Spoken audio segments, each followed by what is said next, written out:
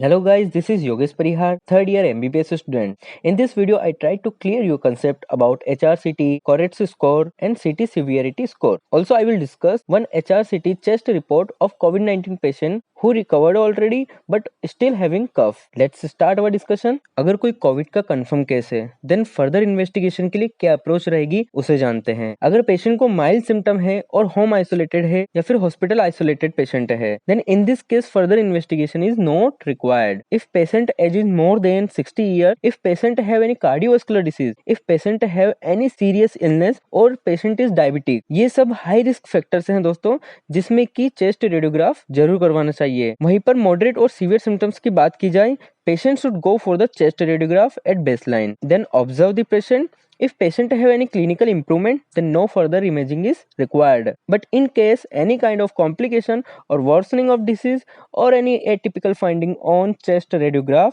then further imaging is needed, which can be chest CT और ultrasound. Let's see, जब हम chest सीटी करवाने जाते हैं, देन कोविड पेशेंट के लिए रिपोर्ट का क्या फॉर्मेट रहता है उसको हम जानते हैं। रिपोर्ट में मेंशन होता है आपके सिम्टम कब से आ रहे हैं। वहीं पर दोस्तों बताया जाता है चेस्ट सीटी की क्या क्या फाइंडिंग्स हैं, जैसे कि it can be all normal, it can show opacity, attenuation, consolidation etcetera etcetera. वहीं पर मेंशन होगा आपको इन्फेक्शन है या नहीं, अगर है तो क्या ये कोविड इन्फेक्शन है या फिर और कोई डिसीज से रिलेटेड है। वहीं पर दोस्तों नेक्स्ट पॉइंट जिसमें सीवियरिटी के बारे में बताया जाएगा, इन्फेक्शन माइल्ड है, मॉडरेट है या सीवियर है और कितनी जगह पर इन्फेक्शन स्प्रेड हुआ है, इसकी भी आपको इस पॉइंट में जानकारी मिलती है। वहीं पर कंक्लूजन बताया जाता है। Friends, let's study HRCT chest report. Findings की बात करते हैं, जिसमें इस पेशेंट में वायरल निमोनिया लाइक फाइंडिंग्स हैं, लाइक ग्राउंड ग्लास डेंसिटीज और ground glass attenuation which is seen in lung parenchyma of both the lungs. वहीं पर सीवियरिटी की बात करें, यहाँ पर इस इंडिविजुअल में राइट अपर लोब को छोड़कर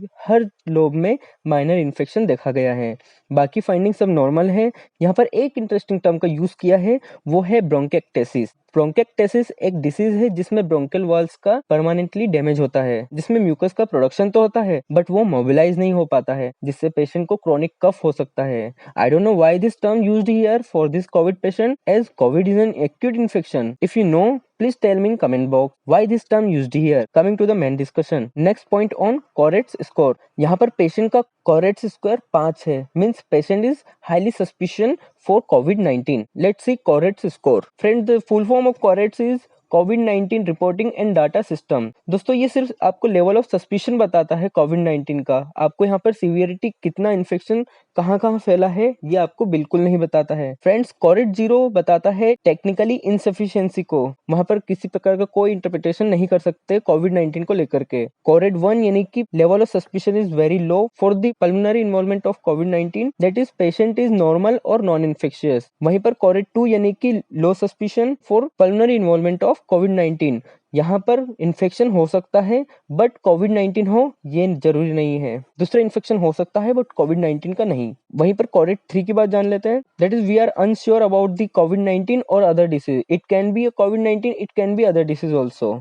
Coret's 4, the level of suspicion for the pulmonary involvement of COVID-19 is high, that is the patient is suspicious for COVID-19. Coret's 5, that means the very highly suspicious, it is a typical for COVID-19. वहीं पर Coret 6 यानी कि prove हो चुका है RT-PCR positive है COVID-19 के लिए, SARS-CoV-2। Let's see what is the CT severity score. Lungs का कितना हिस्सा इन्वॉल्व है इन्फेक्शन में, उससे हम CT severity score बता सकते हैं। फ्रेंड्स, लंग्स में 5 लोब होते हैं, राइट लंग में 3 लोब, लेफ्ट लंग में 2 लोब होते हैं। यहाँ पर स्कोर 0 से 5 दिए जाते हैं। अगर स्कोर 0 है यानी कि कोई इन्वॉल्वमेंट नहीं है लंग्स का, स्कोर 5 दिया यानी कि 75 से ज्यादा लंग्स इन्वॉल्व हैं। अगर हर लोब की अगर अपन बात करें, लेस देन 5% यानी कि score 1, 5 to 25% score 2, 25 to 50% score 3, 50 to 75% score 4, more than 75% that is score 5। यहाँ पर जो आपको डायग्राम दिख रहा है, राइट लंग्स में 3 लोब दिखाए गए हैं, वहीं लेफ्ट लंग में 2 लोब दिखाए गए हैं। राइट में upper lobe, middle lobe, lower lobe, वहीं पर लेफ्ट में अपर लोब और लोअर लोब होते हैं। अगर मैक्सिमम CT सीवियरिटी स्कोर की बात करी जाए तो वो 25 होता है। हर लोब को 5 स्कोर असाइन किए हैं, तब जाकर के ये 25 स्कोर आता है। अगर कोरेड लेस देन 8/25 है यानी कि सिटी सीवियरिटी माइल्ड है। अगर स्कोर 9 से 15 है यानी कि सिटी सीवियरिटी अपन बताएंगे मॉडरेट। वहीं पर अगर स्कोर मोर देन 15 है यानी कि सिटी सीवियरिटी, उस केस को हम सीवियर में रखेंगे। वहीं पर दोस्तों सस्पिशन की बात करेंगे तो अगर अपने को देखना है, सीवियरिटी की अगर बात करते हैं